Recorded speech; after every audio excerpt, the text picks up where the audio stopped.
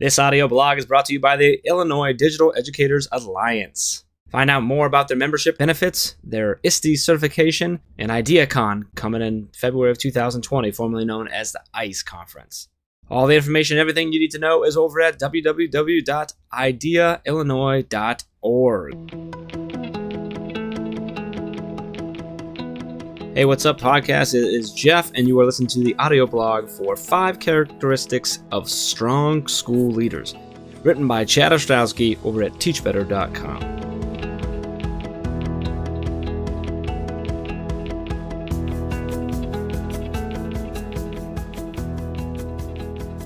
Being a school leader is about more than a title or position. It's about imparting change and leading the vision of a school, class, or department. And it's not always easy. In working with schools, districts, and teachers across the country, I've noticed that there are certain characteristics all successful school leaders seem to have. Here are just 5 of them. Characteristic number 1, their title doesn't matter. This seems a bit counterintuitive, but a leader's title is probably the least important part of their job or their success. I've seen amazing school leaders without titles and awful leaders with the highest title possible. Leadership comes down to actions, listening, and earning the respect of those you are leading.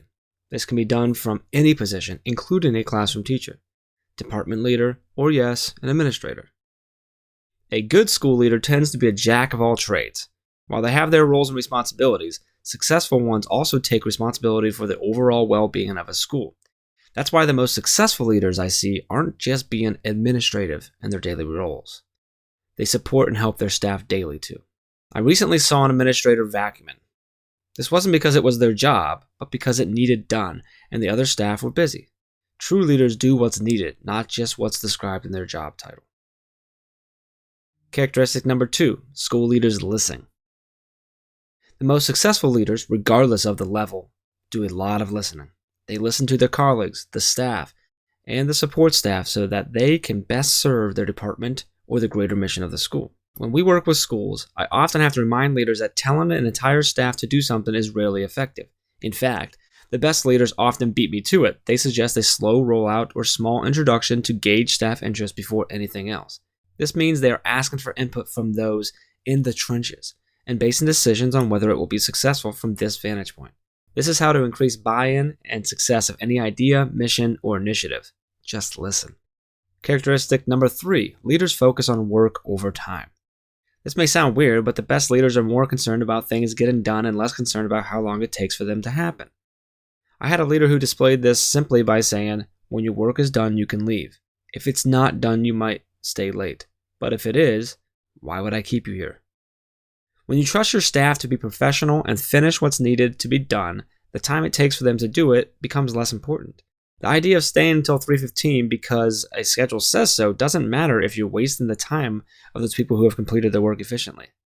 I fully realize that this can be complicated by agreements, contracts, and other political pieces of the educational system, but by simply respecting people's time, we can go a long way as educational leaders. Characteristic number 4, leaders trust their staff. This can be harder than it sounds. The best leaders, just like the best teachers, trust that their staff have the organization's best interest in mind. Even when it's not apparent, it is important to assume that staff always want what's best for a school or classroom. Sometimes the way that they are trying to make this happen is different than a laid out vision you have provided as a leader. It is this agreement that can lead to negative effects if the premise of a common goal isn't at the foundation of the discussion. Characteristic number 5, school leaders get out of their office. The most successful teachers, administrators, or district leaders I have worked with all spend a lot of time outside their office.